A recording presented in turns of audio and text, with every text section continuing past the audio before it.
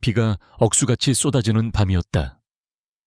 서울의 화려한 불빛마저 희미하게 만드는 굵은 빗줄기가 하서연의 작은 베이커리, 오늘의 온기의 쇼윈도를 세차게 두드렸다.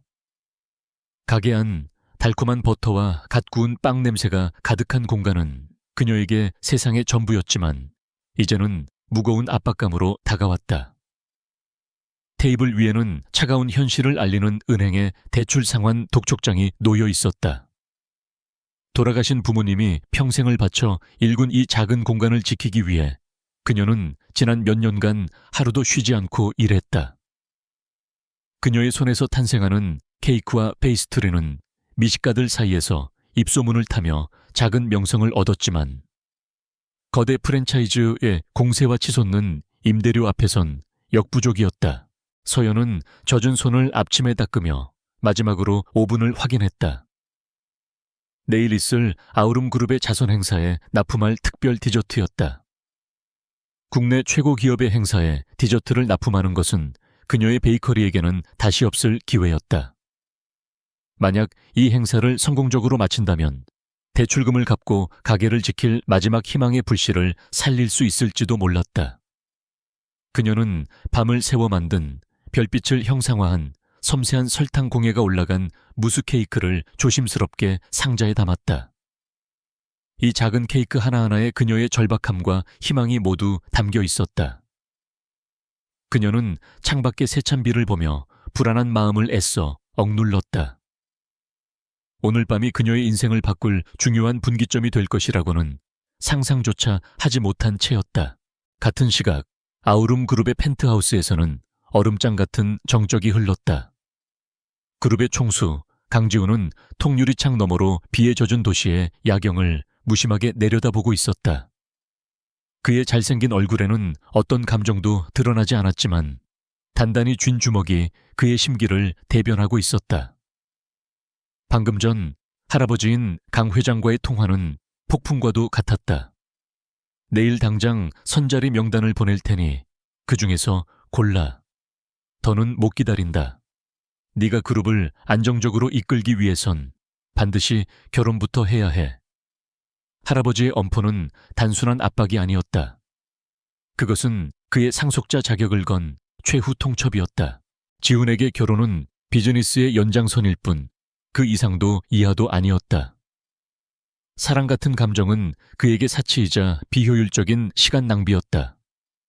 그는 오직 아우름 그룹을 국내 최고의 자리를 넘어 세계적인 기업으로 만드는 것에만 관심이 있었다. 하지만 할아버지의 건강이 악화되면서 보수적인 이사진과 주주들을 안심시키기 위한 안정적인 후계자의 모습이 필요했다. 그는 책상 위에 복잡한 서류들을 흐깃보았다. 지금도 해결해야 할 문제들이 산더미처럼 쌓여 있었다. 이런 상황에서 집안의 꼭두각시가 되어 정략 결혼의 상대를 고르는 것은 끔찍하게 느껴졌다.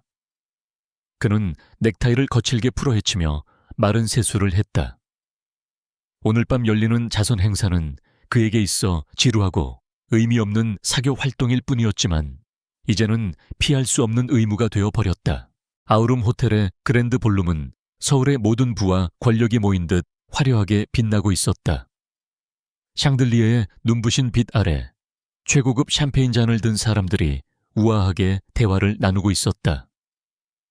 하서연은 이 모든 광경이 비현실적으로 느껴졌다. 주방 스태프용 출입증을 목에 건 그녀는 행사장 한쪽에 마련된 디저트 테이블을 최종 점검하며 분주하게 움직였다.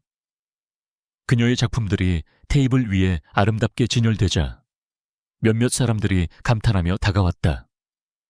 긴장으로 딱딱하게 굳어있던 그녀의 얼굴에 잠시 안도의 미소가 번졌다.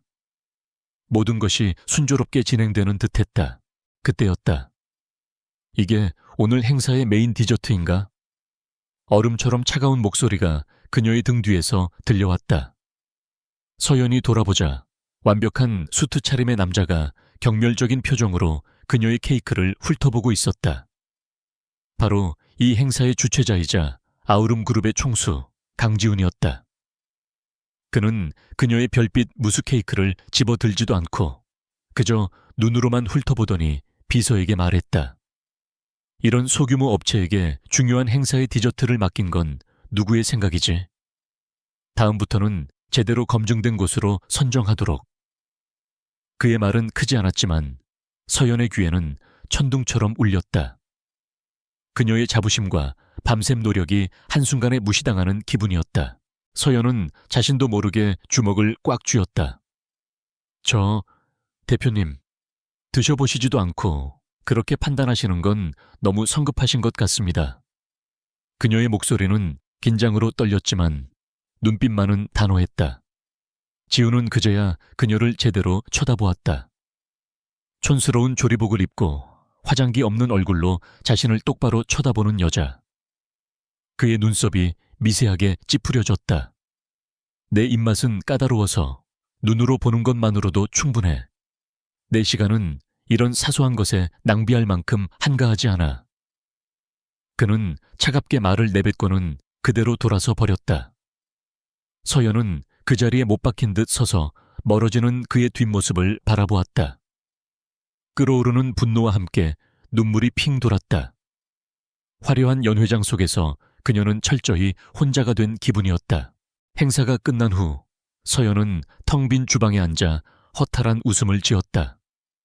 성공적인 납품의 기쁨은 온데간데 없고 강지훈의 모욕적인 말만이 귓가에 맴돌았다. 사소한 것, 그는 그녀의 모든 것을 그렇게 불렀다. 그녀는 남은 케이크 조각을 입에 넣었다. 달콤함 대신 씁쓸함이 혀끝을 맴돌았다.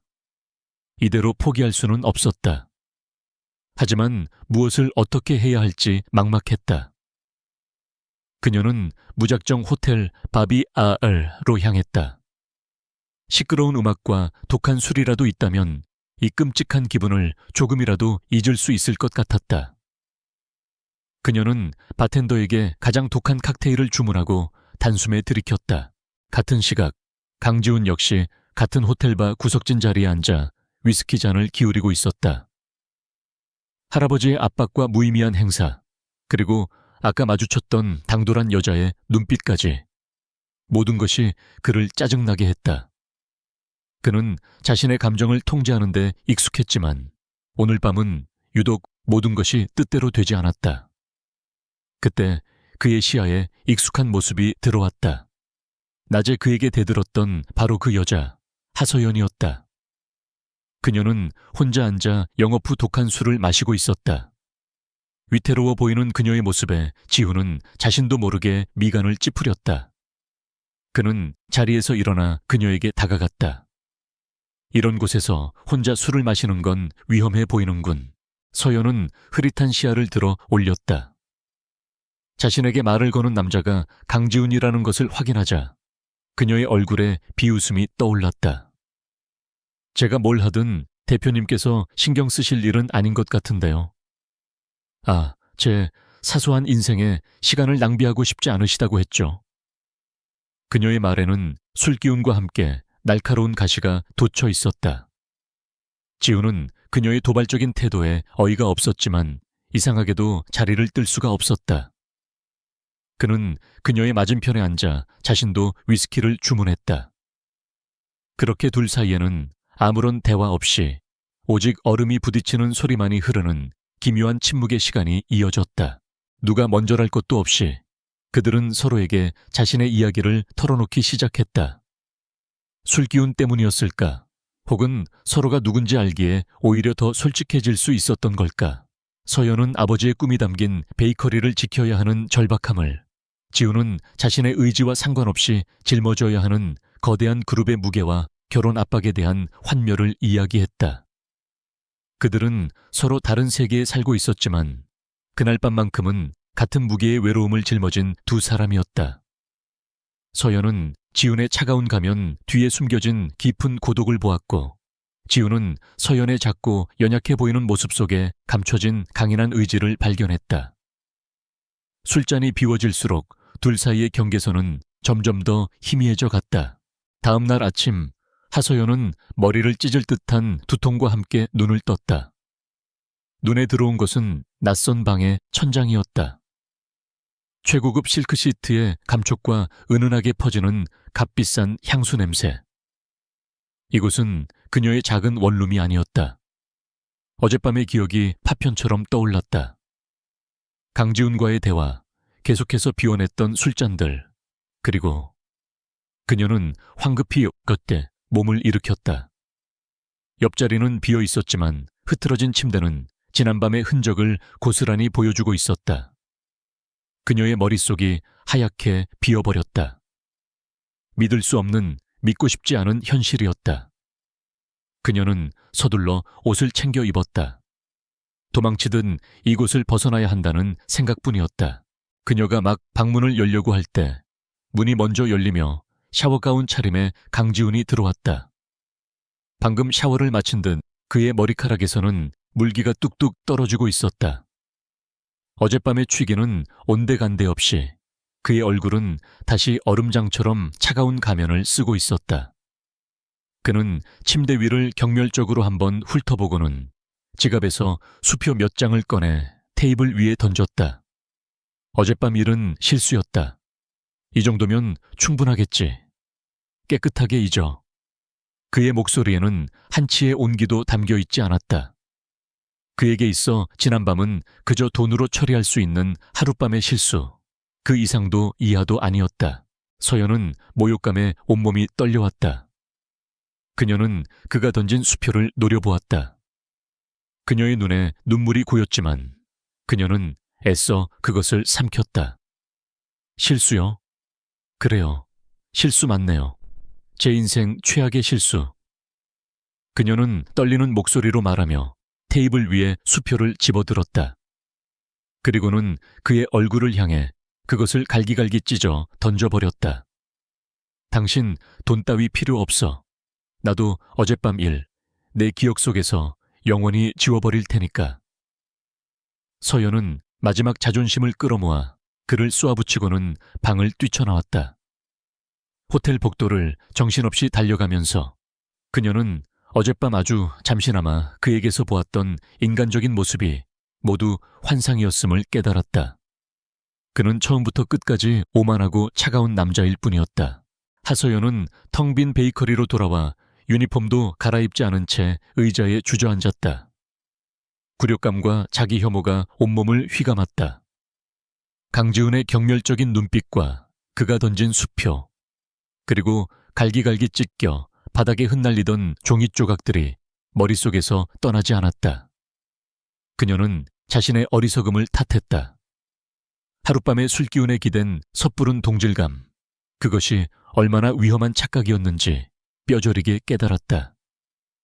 그녀는 이 끔찍한 기억을 지우려는 듯 벌떡 일어나 반죽을 시작했다. 밀가루를 치대고 버터를 녹이고 오븐의 열기를 느끼는 동안만이라도 다른 생각을 하지 않을 수 있었다. 그녀의 손은 기계처럼 움직였지만 마음은 여전히 차가운 호텔 스위트룸에 머물러 있었다. 그러나 현실은 그녀가 감상에 젖어 있도록 내버려 두지 않았다. 오후가 되자 가게 문을 열고 들어온 것은 손님이 아닌 건물주였다. 그는 기름진 미소를 지으며 이번 달까지 밀린 임대료를 해결하지 못하면 가게를 비워야 할 것이라고 통보했다. 서연은 고개를 숙인 채 죄송하다는 말만 반복할 수밖에 없었다. 건물주가 떠나자마자 이번에는 은행에서 대출금 연체에 대한 독촉 전화가 걸려왔다. 차갑고 기계적인 목소리는 그녀의 마지막 희망마저 앗아가는 듯했다. 그녀는 결국 바닥에 주저앉아 무릎에 얼굴을 묻었다. 부모님의 꿈과 자신의 인생이 걸린 이 공간이 이제는 그녀를 올가매는 거대한 족쇄처럼 느껴졌다. 이제 그녀에게 남은 선택지는 거의 없었다.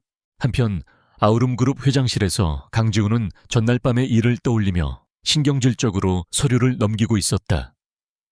계획에 없던 실수, 통제 불가능했던 상황. 그는 자신의 감정적인 동요를 용납할 수 없었다. 하서연이 수표를 찢어 그의 얼굴에 던지던 그 당돌한 눈빛이 자꾸만 떠올라 집중력을 흐트렸다. 그때 비서실을 통해 할아버지의 전화가 연결되었다. 강 회장의 목소리는 어제보다 더욱 단호했다. 내게 보낸 명단은 확인했겠지. 이번 주말까지 그중 한 명과 약혼을 발표해라. 그렇지 않으면 긴급 이사회를 소집해서 내 경영권 문제를 다시 논의할 수밖에 없다. 전화가 끊기자 지우는 태블릿에 떠있는 여성들의 프로필을 경멸적으로 쳐다보았다. 다른 재벌가의 딸, 유력 정치인의 조카. 모두가 아우름이라는 이름에 기생하려는 족속들일 뿐이었다. 그는 머리가 지끈거렸다. 복잡한 집안 싸움이나 권력 다툼에 휘말릴 생각은 추호도 없었다. 그에게 필요한 것은 오직 1년. 할아버지의 눈을 속이고 자신의 자리를 굳힐 때까지 완벽하게 아내 역할을 해줄 투명한 존재였다. 배경이 깨끗하고 욕심이 없으며 계약이 끝나면 미련 없이 사라져줄 사람. 그 순간 그의 머릿속에 한 사람의 얼굴이 스쳐 지나갔다. 하서연. 그녀는 절박했다. 가게를 지키기 위해서라면 무슨 짓이든 할 것 같았다. 그리고 무엇보다 그녀는 자존심이 강했다. 돈 몇 푼에 자신의 인생을 팔아넘길 여자는 아니었지만 역설적으로 바로 그 자존심 때문에 계약의 본질을 정확히 이해하고 선을 넘지 않을 것 같았다. 지훈의 입가에 차가운 미소가 걸렸다. 그는 하소연을 한 인간으로서가 아닌 이 복잡한 문제에 가장 완벽하고 효율적인 해결책으로 보기 시작했다. 다음 날 오후, 오늘의 온기에 낡은 문에 달린 종이 딸랑 소리를 내며 울렸다. 서연이 반사적으로 고개를 들자 최고급 맞춤 정장을 입은 중년 남자가 가게 안으로 들어서고 있었다. 그의 깔끔한 용모와 침착한 태도는 이 작은 동네 빵집과는 전혀 어울리지 않았다. 그는 자신을 강지훈 대표의 비서 김 실장이라고 소개했다. 서연의 몸이 순간적으로 굳었다. 무슨 일로 오셨죠? 더 이상 그분과 엮일 일 없습니다. 그녀의 목소리는 칼날처럼 날카로웠다. 김 실장은 그녀의 적대적인 반응에도 표정 하나 바꾸지 않고 정중하게 말했다. 대표님께서 드릴 제안이 있다고 하십니다. 하서연 씨의 모든 문제를 해결해 줄 수 있는 제안입니다. 모든 문제라는 말에 서연의 심장이 쿵 내려앉았다. 그녀는 거절하고 싶었지만 발목까지 차오른 절망적인 현실이 그녀의 입을 막았다. 결국 서연은 김 실장이 안내하는 채 올라탔다. 차가 도착한 곳은 한강이 내려다 보이는 고급 레스토랑의 프라이빗 룸이었다. 거대한 창가에 강지훈이 등을 보인 채 서 있었다. 그가 돌아서자 서연은 다시 한번 그의 냉정한 눈빛과 마주해야 했다. 그는 어떤 사과나 서론도 없이 곧바로 본론으로 들어갔다. 결혼해주지, 1년 동안. 서연은 자신의 귀를 의심했다. 네? 뭐라고요? 지우는 테이블 위에 서류 봉투 하나를 던지듯 올려놓았다. 나에게는 할아버지를 만족시킬 아내가 필요하고 너에게는 돈이 필요하지. 서로에게 필요한 걸 교환하는 간단한 거래다. 그는 마치 상품을 설명하듯 계약의 조건을 읽기 시작했다. 서류에는 상상조차 할 수 없는 내용들이 적혀 있었다. 계약 기간 1년. 이 기간 동안 하서연은 강지훈의 법적인 아내로서 모든 공식 석상과 가족 모임에 동행하며 아내의 역할을 수행해야 한다. 그 대가로 그녀의 모든 부채는 아우름 그룹에서 즉시 변제하며 그녀의 베이커리 오늘의 온기는 리모델링과 함께 아우름 백화점 본점 입점 기회를 얻는다. 또한 계약이 만료되는 1년 후 이혼 서류에 서명하면 위자료 명목으로 현금 50억 원을 지급한다. 단, 계약 기간 중 사적인 감정을 배제하고 서로의 사생활에 절대 간섭하지 않는다는 조항이 굵은 글씨로 적혀 있었다. 모든 조항이 너무나 비인간적이고 계산적이어서 헛웃음이 나올 지경이었다. 서연은 분노로 온몸이 떨렸다. 이것은 그녀의 인생에 대한 최악의 모욕이었다. 미쳤군요. 내가 왜 당신 같은 사람과 그런 말도 안 되는 계약을 해야 하죠? 당신 눈에는 내가, 내 인생이 돈으로만 보이나요? 그녀는 자리에서 벌떡 일어났다. 지난밤의 실수에 이어 이제는 그녀의 삶 전체를 돈으로 사려는 그의 오만함에 치가 떨렸다. 하지만 지우는 그녀의 반응을 이미 예상했다는 듯 조금도 동요하지 않았다. 그는 차갑게 현실을 직시하게 했다. 거절해도 좋아. 그럼 너는 이번 주 안에 내 부모님이 평생을 바친 가게에서 쫓겨나고 길거리에 나앉게 되겠지. 너의 꿈, 너의 자존심. 그 모든 게 과연 빚더미 위에서 얼마나 갈 수 있을까? 그의 말 한마디 한마디가 비수가 되어 서연의 가슴에 박혔다. 그는 그녀의 가장 아픈 곳, 가장 약한 부분을 정확히 꿰뚫어 보고 있었다. 서연은 힘없이 다시 자리에 주저앉았다. 눈앞에 돌아가신 부모님의 얼굴이 떠올랐다. 평생 빵을 만들며 행복해 하시던 모습, 그리고 그 가게를 꼭 지켜달라고 부탁하시던 마지막 목소리. 그녀의 꿈, 그녀의 자존심. 하지만 그것들을 지키기 위해서는 현실을 버텨낼 힘이 필요했다. 그녀는 테이블 위에 놓인 계약서를 내려다보았다. 그것은 단순한 종이 서류가 아니었다. 그것은 그녀의 영혼을 담보로 한 악마의 계약서처럼 보였다. 한참의 침묵 끝에 그녀는 떨리는 손을 뻗어 펜을 집어들었다. 좋아요. 할게요, 그 결혼. 그녀의 목소리는 거의 들리지 않을 정도로 작게 갈라져 나왔다. 그녀는 계약서의 마지막 장, 자신의 이름 옆에 서명했다. 그 순간 그녀는 자신의 인생과 꿈을 1년이라는 시간 동안 그에게 저당 잡힌 기분이었다. 계약서에 서명한 다음 날, 하서연은 자신의 작은 원룸에서 단출한 짐을 쌌다. 낡은 캐리어에 들어가는 것은 계절 옷 몇 벌과 부모님의 사진이 담긴 액자, 그리고 그녀의 손때가 묻은 제빵 도구들이 전부였다. 그녀가 앞으로 살아갈 세상과 지금 그녀가 떠나는 세상 사이의 거리가 이 작은 캐리어 하나로 극명하게 드러나는 듯했다. 약속된 시간에 김 실장이 보낸 검은색 세단이 골목 어귀에 도착했다.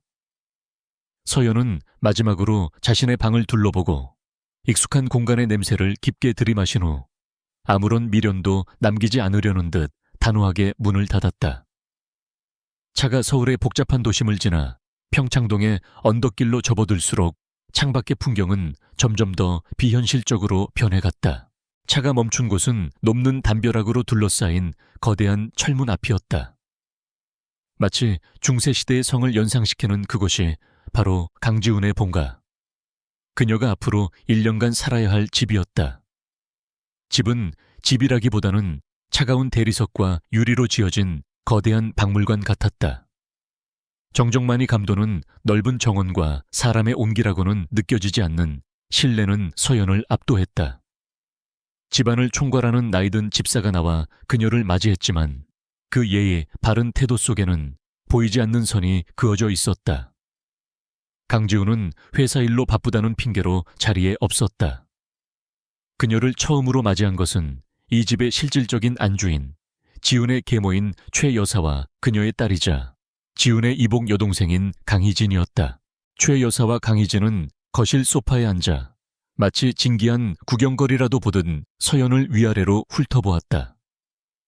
최고급 실크 블라우스를 입은 최 여사의 입가에는 경멸적인 미소가 걸려 있었고 명품으로 온몸을 휘감은 희진은 노골적인 경멸의 눈빛을 숨기지 않았다. 네가 그 애구나. 듣던 대로 참 볼품없네. 최 여사가 먼저 입을 열었다. 그녀의 목소리는 부드러웠지만 내용은 비수와도 같았다. 희진이 그 말을 받아 거들었다.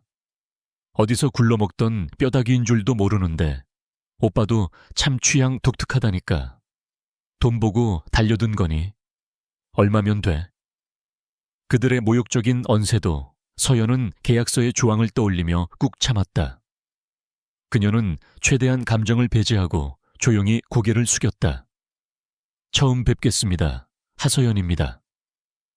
그녀의 침착한 반응은 오히려 그들의 심기를 더욱 불편하게 만들 뿐이었다. 그날 밤늦게서야 강지훈이 집에 돌아왔다. 서연에게 배정된 방은 집의 서쪽 끝에 위치한 게스트룸으로 쓰이던 공간이었다. 방은 불필요할 정도로 넓고 화려했지만 그 어디에도 사람 사는 온기는 없었다. 지우는 노크도 없이 방으로 들어와 마치 업무 지시를 하듯 서류 뭉치를 그녀에게 건넸다. 거기에는 앞으로 그녀가 참석해야 할 가족 행사와 공식 일정, 그리고 외워야 할 친척들의 신상 정보가 빼곡히 적혀 있었다. 내일 저녁 할아버지께 정식으로 인사드리는 자리가 있다. 거기서 실수하는 일 없도록 해. 그는 서연의 손에 검은색 신용카드 한 장을 쥐어주었다. 품위 유지에 필요한 건 이걸로 해결해. 쓸데없는 짓으로 내 이름에 먹칠하지 말고 절대 선을 넘지 마. 그의 말에는 부부로서의 정은커녕 비즈니스 파트너에게 보내는 최소한의 존중조차 담겨 있지 않았다. 그는 서연의 방과 자신의 방이 집의 양쪽 끝에 떨어져 있다는 사실을 상기시키며 사적인 영역을 침범하지 말 것을 재차 경고하고는 돌아섰다. 다음 날 저녁 거대한 다이닝룸의 긴 테이블에 강씨 일가가 모두 모였다. 상석에는 아우름그룹의 창업주이자 지훈의 할아버지인 강 회장이 무거운 표정으로 앉아 있었다. 최 여사와 희진은 서연의 옷차림과 행동 하나하나를 주시하며 흠을 잡을 기회만 엿보고 있었다. 서연은 어젯밤 지훈이 준 카드로 산 최대한 단정하고 예의 바른 원피스를 입고 꼿꼿하게 앉아 있었다. 살얼음판 같은 식사 자리가 이어지던 중 현관 쪽에서 소란이 일더니 예고 없던 손님이 등장했다. 제가 좀 늦었죠, 할아버님? 활기찬 목소리와 함께 나타난 것은 대한민국 최고의 아트 디렉터이자 지훈과 오랫동안 혼담이 오갔던 JK그룹의 딸 오유라였다. 오유라는 등장과 동시에 식사 자리에 모든 공기를 바꾸어 놓았다. 그녀는 자신감 넘치고 화려했으며 이 집의 예비 며느리라도 되는 듯 자연스럽게 행동했다. 그녀는 서연을 보란 듯이 무시하고 지훈의 옆자리에 앉아 다정하게 그의 팔짱을 꼈다. 지훈 씨, 요즘 바빠서 얼굴 보기도 힘드네. 최 여사와 희진은 마치 구원군이라도 만난 듯 유라를 반갑게 맞이했다. 그들의 눈빛은 원래 이 자리에 있었어야 할 사람은 바로 너라고 말하고 있었다. 서연은 순식간에 불청객이자 이방인으로 전락했다. 강 회장은 말없이 이 모든 상황을 지켜보고 있었고 강지훈은 유라의 행동을 제지하지 않은 채 무표정으로 식사만 계속했다. 식사가 진행되는 동안 대화는 오유라가 주도하는 보이지 않는 전쟁터가 되었다. 유라는 우아한 미소를 지으며 서연에게 질문을 던지기 시작했다. 서연 씨라고 했죠. 어느 대학 나왔어요? 부모님은 어떤 분이시고요? 그녀의 질문들은 순수한 궁금증을 가장했지만 실은 서연의 초라한 배경을 모두의 앞에서 드러내려는 악의적인 의도가 담겨 있었다. 최 여사와 희진은 유라의 질문에 맞장구를 치며 서연을 구석으로 몰아갔다. 어머, 작은 동네 빵집을 하신다고. 정말 대단하다. 요즘 같은 때에 그런 장사로 먹고 살기 힘들 텐데. 희진의 비웃음 섞인 말에 서연은 입술을 깨물었다. 그녀는 지훈을 쳐다보았지만 그는 여전히 아무런 반응도 보이지 않았다. 철저히 혼자였다. 서연은 이 진흙탕 싸움에 휘말리고 싶지 않았지만 이대로 물러서는 것은 자신과 부모님에 대한 모독이라고 생각했다. 그녀는 조용히 수저를 내려놓고 유라를 똑바로 쳐다보았다. 네, 저는 대단한 학벌이나 배경은 없습니다. 하지만 저는 제가 하는 일에 자부심을 가지고 있습니다. 사람들에게 따뜻한 온기를 전해주는 빵을 만드는 일이니까요. 그녀의 목소리는 작았지만 단단한 힘이 실려 있었다. 순간 식탁에는 정적이 흘렀다. 오유라의 완벽하게 관리된 미소에 처음으로 미세한 균열이 생겼다. 그녀는 서연이 그렇게 정면으로 나올 줄은 예상하지 못했던 것이다. 식사가 끝나고 자리에서 일어설 때 유라는 서연의 곁을 지나치며 아주 작은 목소리로 속삭였다. 내 자리가 아니야. 곧 알게 될 거야. 그것은 명백한 선전포고였다.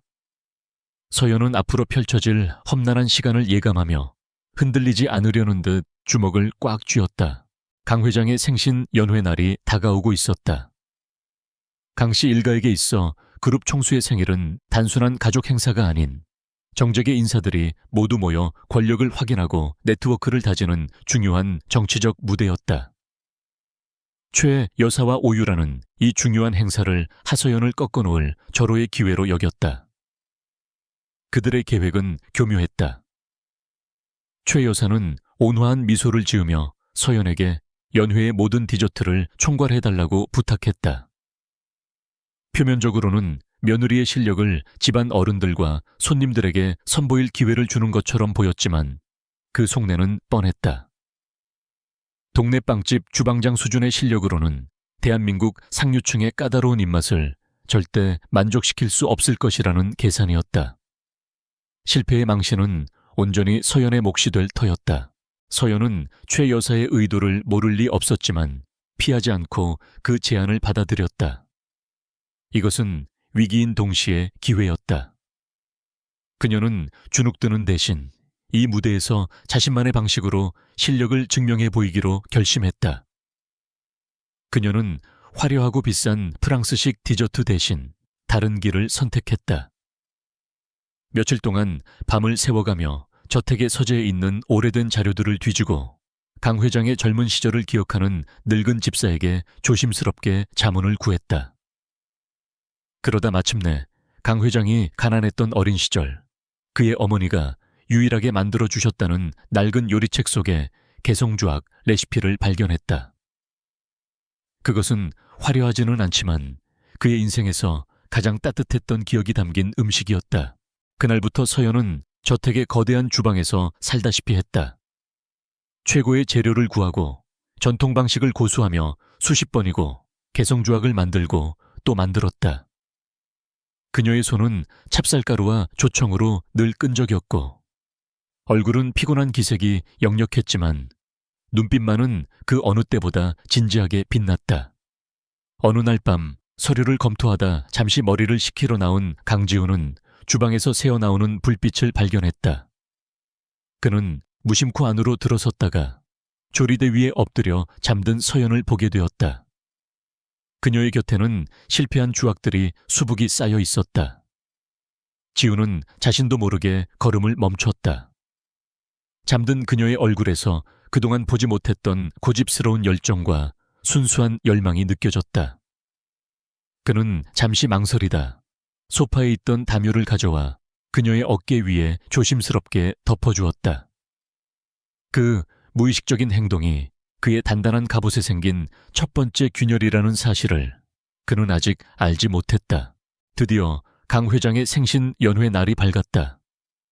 연 회장은 대한민국을 움직이는 사람들로 가득 찼다. 오유라는 모두가 보는 앞에서 강 회장에게 유명 화가의 그림을 선물하며 화려하게 자신의 존재감을 뽐냈다. 최 여사와 희진은 그런 유라를 칭찬하며 서연에게는 눈길조차 주지 않았다. 마침내 식사가 끝나고 디저트가 나올 차례가 되자 모두의 시선이 주방 쪽으로 쏠렸다. 오유라는 이미 승리라도 한 듯 여유로운 미소를 짓고 있었다. 그러나 웨이터들이 들고 나온 것은 화려한 케이크가 아닌 소박한 나무 쟁반 위에 정갈하게 놓인 작은 약과 개성주악이었다. 장내에는 순간 미묘한 실망감과 의아함이 감돌았다. 최 여사는 속으로 쾌재를 불렀다. 역시 촌스러운 것은 어쩔 수 없다고. 하지만 단 한 사람, 강 회장의 표정은 달랐다. 그는 눈앞에 놓인 개성주악을 보고 그대로 굳어버렸다. 수십 년 동안 잊고 지냈던 기억, 전쟁통에 헤어진 어머니가 마지막으로 만들어주셨던 바로 그 맛. 그는 떨리는 손으로 주악을 집어 한 입 베어 물었다. 바삭하면서도 쫄깃한 식감, 은은하게 퍼지는 생강과 조청의 향. 그 맛은 그의 혀끝에서 잠자고 있던 유년의 기억을 완벽하게 되살려냈다. 그의 무뚝뚝한 얼굴에 일순 형용할 수 없는 감정이 스쳐 지나갔다. 그는 조용히 서연을 불렀다. 이것을 어찌 만들 생각을 했느냐. 그의 목소리는 낮았지만 그 안에는 분명한 온기가 담겨 있었다. 서연은 강 회장 앞에 서서 차분하게 대답했다. 회장님의 지나온 세월에 대한 존경을 담고 싶었습니다. 값비싼 선물보다는 가장 행복했던 순간의 추억을 선물해 드리고 싶었습니다. 그녀의 진심 어린 대답에 장내의 모든 사람들이 숨을 죽였다. 강 회장은 한참 동안 말없이 서연을 바라보더니 이내 크게 웃음을 터뜨렸다. 허허허, 내가 오늘 내 인생 최고의 선물을 받았구나. 지훈이 녀석 복덩이를 데려왔어. 그는 모두가 들으라는 듯 큰 소리로 서연을 칭찬했다. 최 여사와 오유라의 얼굴은 충격과 분노로 하얗게 질렸다.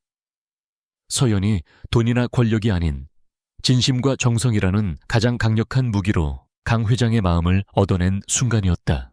연회가 끝나고 손님들이 모두 돌아간 뒤 지우는 정원에서 홀로 서 있는 서연에게 다가갔다. 그는 그동안의 냉정한 태도와는 달리 조금은 부드러운 목소리로 입을 열었다. 오늘 고마웠다. 짧은 한마디였지만 그 안에는 많은 감정이 담겨 있었다. 그는 그 누구도 쉽게 공략하지 못했던 할아버지의 마음을 그녀가 너무나 쉽게 열어버린 것에 대한 놀라움과 자신도 모르게 느끼는 안도감, 그리고 그녀에 대한 새로운 호기심을 느끼고 있었다. 서연은 그저 담담히 미소 지을 뿐이었다. 그 순간 두 사람 사이에는 계약으로 맺어진 관계 이상의 미묘한 기류가 처음으로 흘렀다. 한편 자신의 저택으로 돌아온 오유라는 질투심에 불타올랐다. 그녀는 서연의 존재를 더 이상 좌시할 수 없었다. 그녀는 즉시 누군가에게 전화를 걸었다. 네, 저예요. 이제 계획을 시작해야겠어요. 그 애를 우리 세계에서 영원히 추방시켜버릴 계획을요. 강 회장의 생신 연회 이후 하서연은 강 씨 집안에서 미묘하게나마 자신의 입지를 다지는 듯 보였다. 강 회장은 종종 그녀를 불러 함께 차를 마시거나 정원을 산책했고 하인들은 그녀를 이전보다 깍듯하게 대했다. 하지만 이 모든 변화가 오유라의 질투심에 불을 지피는 기름이 될 줄은 서연은 미처 알지 못했다. 오유라는 더 이상 서연의 존재를 두고 볼 수 없었다. 그녀는 자신이 가진 미디어계의 인맥과 JK그룹의 자금력을 이용해 서연의 가장 소중한 것, 그녀의 자부심의 근원인 베이커리 오늘의 온기를 무너뜨릴 잔인한 계획을 실행에 옮겼다. 공격은 가장 교묘하고 현대적인 방식으로 시작되었다. 오유라에게 거액의 돈을 받고 매수된 유명 음식 블로거가 오늘의 온기를 방문했다. 그는 서연의 친절한 미소 뒤에 숨어 몰래 촬영한 왜곡된 사진들과 함께 악의적인 리뷰를 자신의 블로그에 게시했다. 리뷰의 내용은 충격적이었다. 비위생적인 주방 환경, 유통기한이 지난 값싼 재료 사용, 심지어 유명 프랑스 파티시에의 레시피를 도용했다는 근거 없는 비난까지. 이 게시물은 오유라가 고용한 온라인 여론 조작팀에 의해 순식간에 각종 SNS와 커뮤니티로 퍼져나갔다. 재벌가 며느리의 두 얼굴, 서민의 뒤통수를 치는 빵집 같은 자극적인 제목의 기사들이 쏟아지며 여론은 삽시간에 최악으로 치달았다. 서연은 하루아침에 자신의 세상이 무너지는 것을 경험했다. 베이커리 앞에는 기자들이 진을 쳤고 가게 유리창에는 혐오스러운 욕설이 담긴 낙서가 가득했다. 충성스럽던 단골 손님들마저 등을 돌렸고 인터넷에서는 그녀를 향한 무차별적인 인신공격이 이어졌다.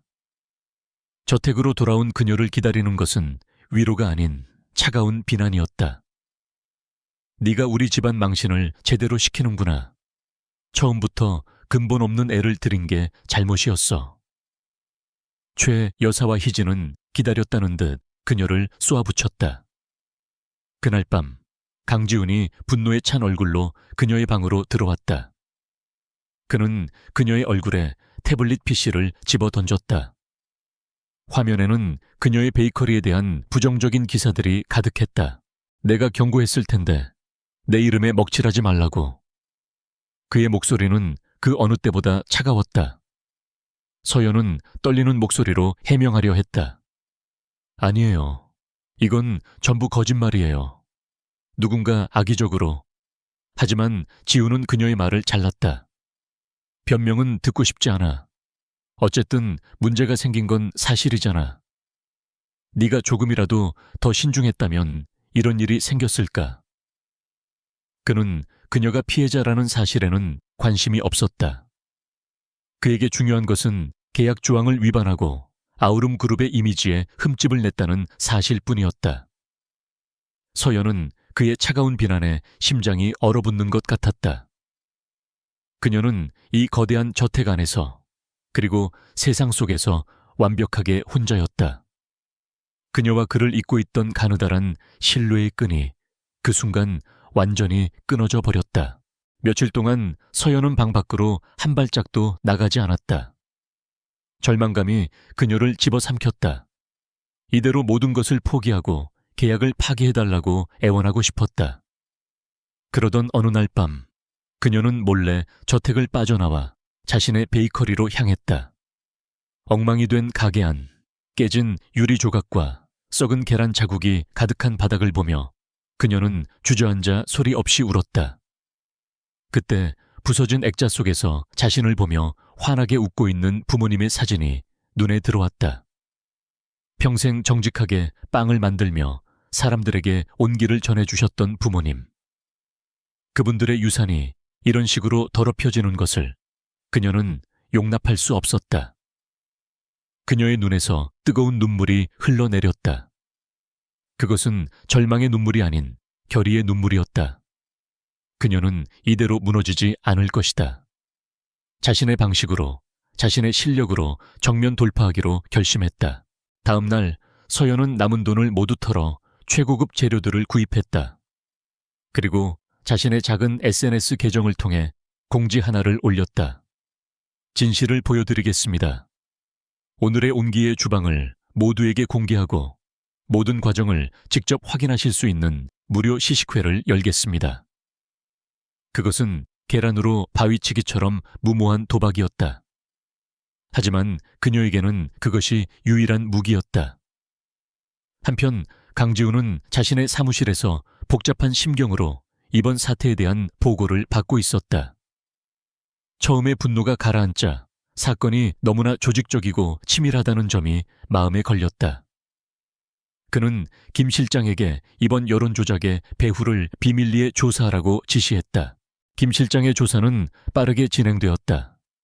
악성 리뷰를 처음 올린 블로거의 계좌에 거액의 돈이 입금된 사실, 그리고 그 자금의 출처가 오유라가 이사로 있는 한 유령 재단을 거쳐왔다는 정황을 포착했다. 아직 완벽한 증거는 없었지만 모든 화살표가 오유라를 가리키고 있었다. 보고를 받은 지훈의 얼굴이 차갑게 굳었다. 그는 하서연을 오해했다. 그녀는 문제를 일으킨 가해자가 아니라 교묘한 음모의 피해자였다. 그는 즉시 법무팀과 홍보팀에 연락해 온라인에 퍼진 허위 사실들을 삭제하고 악성 댓글을 유포하는 아이디들을 추적하여 법적 조치를 취하도록 지시했다. 그는 이 모든 것을 서연에게 알리지 않았다. 그것은 계약 파트너에 대한 최소한의 책임감인지 아니면 그 자신도 모르는 다른 감정 때문인지 지훈 스스로도 알 수 없었다. 약속의 날, 오늘의 온기 앞에 모인 사람들은 대부분 조롱하러 온 구경꾼들과 자극적인 기사를 쓰려는 기자들 뿐이었다. 서연은 떨리는 마음을 다잡고 깨끗하게 청소된 가게의 문을 활짝 열었다. 그녀는 마이크를 잡고 진실을 호소하는 대신 묵묵히 앞치마를 두르고 반죽을 시작했다. 그녀는 통유리로 된 주방 안에서 모든 사람들이 볼 수 있도록 빵을 만들기 시작했다. 그녀의 손은 한치의 망설임 없이 우아하고 정교하게 움직였다. 최고급 유기농 밀가루와 신선한 버터, 그녀가 직접 관리하는 천연 발효종까지 모든 재료와 과정이 투명하게 공개되었다.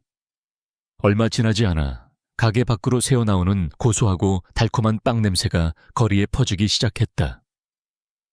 구경하던 사람들의 비웃음이 조금씩 잦아들고 그 자리를 호기심이 채우기 시작했다. 한 독립 언론사의 기자가 이 모든 과정을 스마트폰으로 라이브 스트리밍하기 시작했다. 서연의 외로운 싸움이 이제 막 세상에 알려지려는 순간이었다. 하서연의 라이브 스트리밍은 조용한 파장을 일으키기 시작했다. 처음에는 소수의 사람들만이 지켜보던 방송은 그녀의 진정성 있는 모습과 전문가다운 손놀림에 감동한 네티즌들에 의해 점차 공유되기 시작했다. 이건 진짜 장인의 모습이다. 냄새가 여기까지 나는 것 같아. 악플러들 전부 고소해야 한다. 와 같은 긍정적인 댓글들이 악성 댓글들을 밀어내기 시작했다. 온라인상의 소문을 듣고 찾아온 몇몇 영향력 있는 푸드 칼럼니스트와 진정성 있는 블로거들이 그녀의 빵을 맛본 후 극찬이 담긴 리뷰를 올리면서 여론은 극적으로 반전되었다. 오늘의 온기는 악의적인 온라인 공격에 맞서 실력으로 이겨낸 장인의 가게로 재조명받았고, 다음 날 아침 가게 앞에는 진실을 응원하기 위해 찾아온 손님들로 긴 줄이 늘어섰다. 강지우는 자신의 사무실에서 실시간으로 변하는 여론의 추이를 지켜보고 있었다. 그는 안도감을 느꼈지만 동시에 가슴 한구석에서 피어오르는 이름 모를 감정에 당황했다. 그녀가 혼자 힘으로 이 위기를 이겨내는 모습을 보며 그는 자신도 모르게 주먹을 꽉 쥐고 있었다. 마치 자신의 일인 것처럼. 그때 김 실장이 최종 보고서를 들고 들어왔다. 보고서에는 오유라가 유령재단을 통해 블로거에게 돈을 송금한 명백한 금융거래 내역이 담겨 있었다. 더 이상 추측이 아닌 명백한 증거였다. 지훈의 눈빛이 얼음처럼 차가워졌다. 그는 즉시 오유라에게 연락해 그녀의 갤러리 근처에 있는 한적한 바로 나오라고 통보했다. 배 나타난 오유라는 여전히 우아하고 당당했다. 그녀는 자신이 승기를 잡았다고 확신하는 듯 보였다. 하지만 지훈은 아무 말 없이 그녀 앞에 은행 거래 내역서 사본을 던졌다. 그것을 본 오유라의 얼굴이 순식간에 하얗게 굳었다. 이게 뭐죠? 그녀의 목소리가 미세하게 떨렸다. 지훈은 그런 그녀를 차갑게 내려다보며 말했다. 내 사람을 건드리는 건 용납 못해. 이번 한 번은 경고로 끝내지. 하지만 다시 한번 하서연 씨나 내 주변을 위협하면 그땐 이 서류가 검찰청으로 가게 될 거야. 그는 내 사람이라는 단어에 힘을 주어 말했다. 그것은 오율에게 보내는 마지막 통첩이자 그들의 오랜 관계에 대한 완전한 종언 선언이었다. 오유라는 무너지는 자존심과 분노에 아무 말도 하지 못했다. 그날 밤 지훈은 늦게 저택으로 돌아왔다. 그는 텅 빈 거실을 지나 주방으로 향했다.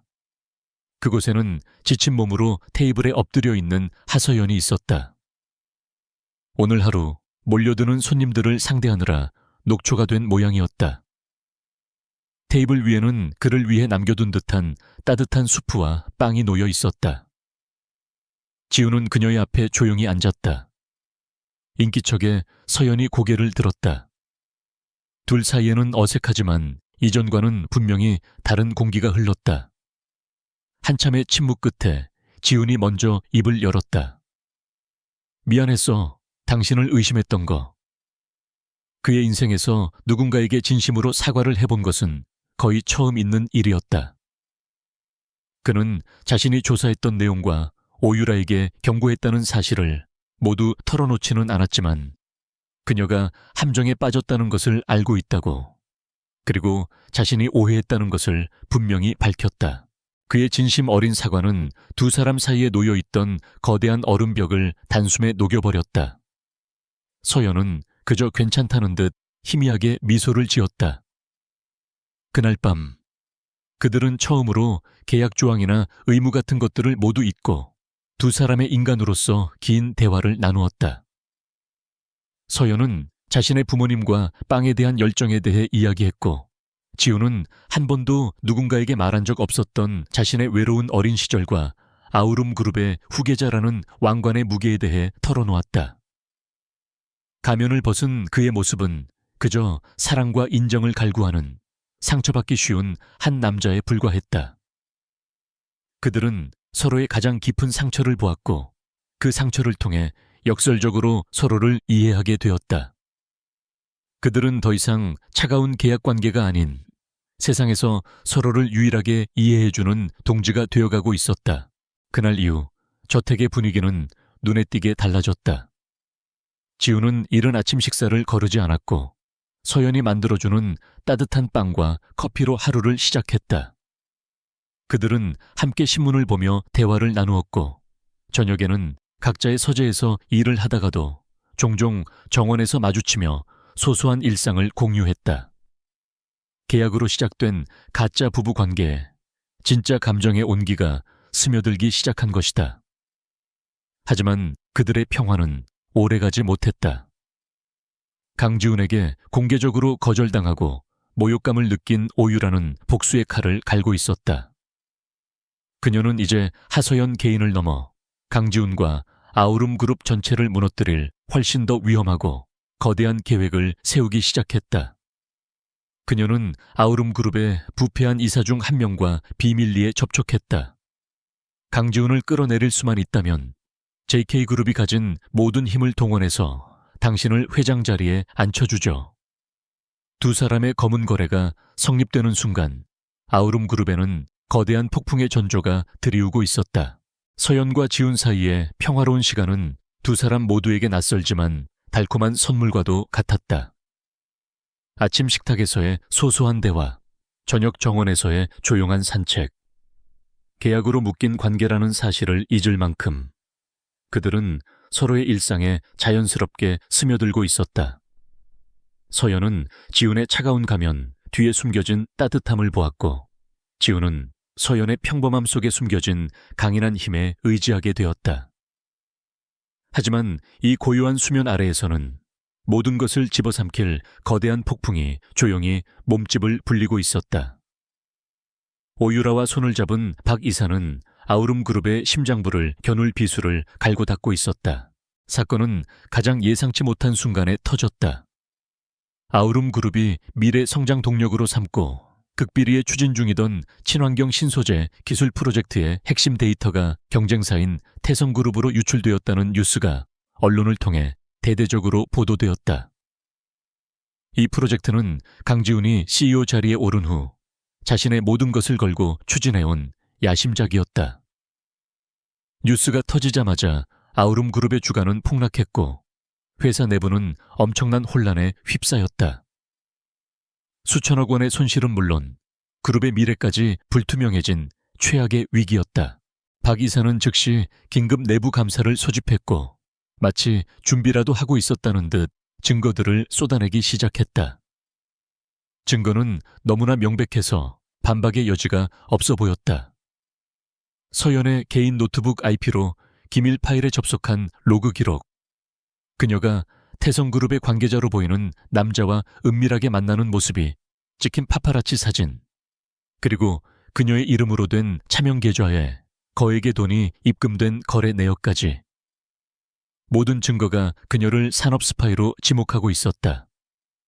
박 이사와 오유라가 치밀하게 설계한 함정은 완벽해 보였다.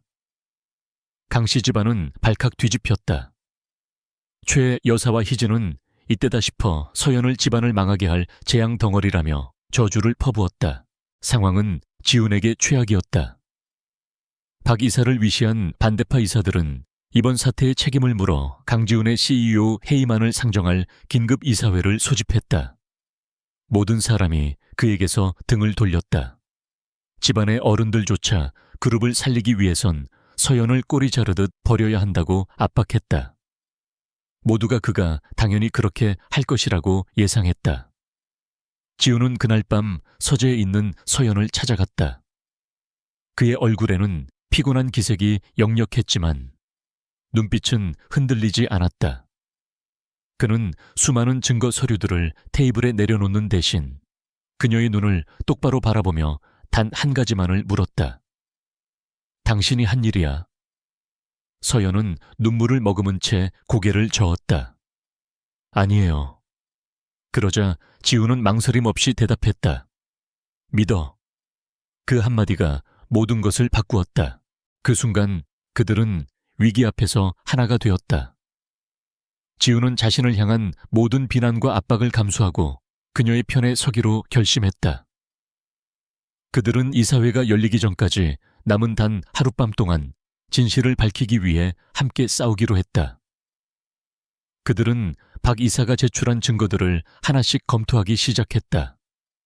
지우는 김 실장을 통해 로그 기록의 원본 데이터를 다시 분석하도록 지시했고, 서연은 날카로운 관찰력으로 파파라치 사진을 뚫어지게 쳐다보았다.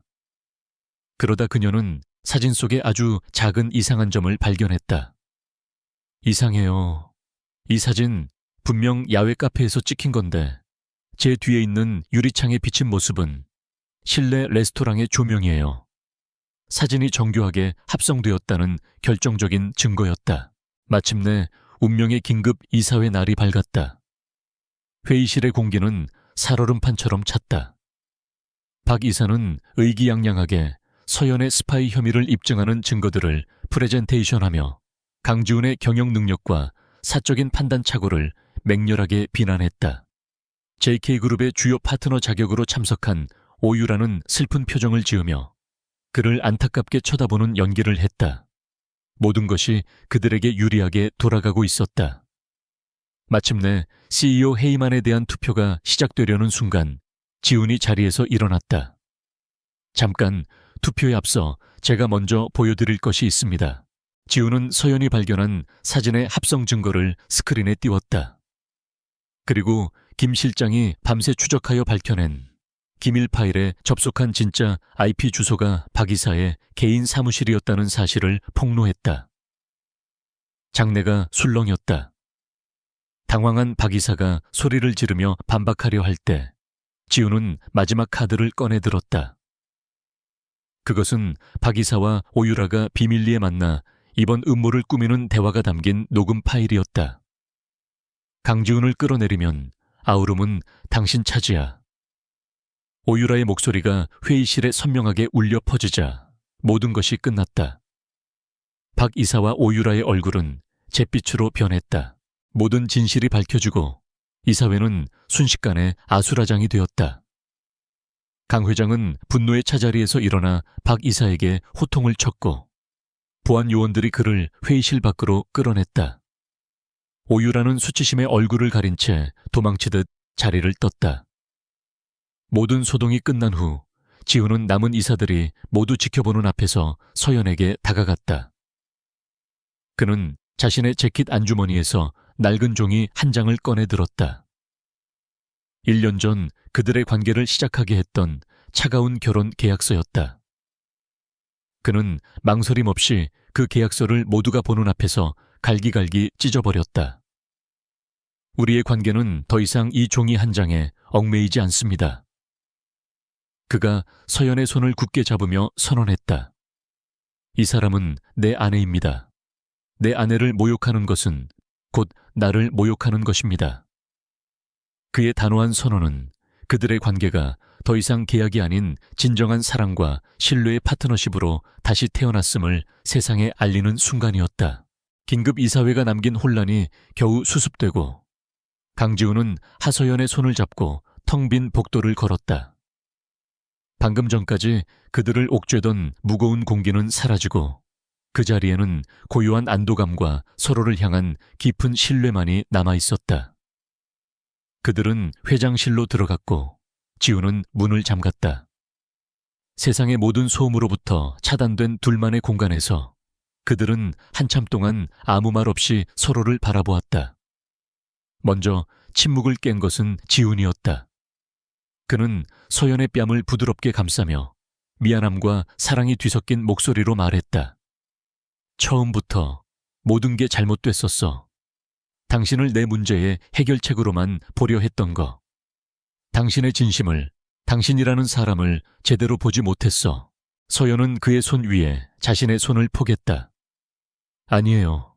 우리 둘 다 서로에게 솔직하지 못했어요. 그녀는 희미하게 미소 지었다.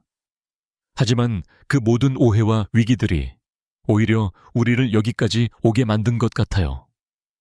서로의 진짜 모습을 볼 수 있게. 그들의 눈빛이 허공에서 부딪혔다. 더 이상 어떤 말도 필요하지 않았다. 지우는 천천히 고개를 숙여 그녀의 입술에 입을 맞췄다. 처음에 서툴렀던 밤의 실수도 계약으로 얽혔던 차가운 관계도 아니었다. 그것은 수많은 시련을 함께 이겨내고 마침내 서로의 진심을 확인한 두 사람이 나누는 따뜻하고 진실된 첫 키스였다. 그들은 그 입맞춤을 통해 서로의 상처를 위로하고 미래를 약속했다. 그날 이후 아우름 그룹을 둘러싼 폭풍은 빠르게 정리되었다. 산업 스파이 혐의의 주범인 박 이사는 모든 직위에서 해제되고 특수 경제범죄 혐의로 검찰에 구속되었다. 오유라와 JK그룹 역시 이번 사태의 배후로 지목되면서 주가는 폭락하고 그룹 이미지는 돌이킬 수 없는 타격을 입었다. 강 회장은 최 여사와 희진을 더 이상 용납하지 않았다.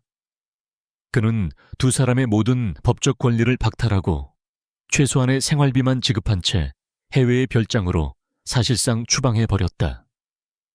한때 서연을 괴롭혔던 모든 인물들이 그들의 오만함과 탐욕에 대한 대가를 톡톡히 치르게 된 것이다.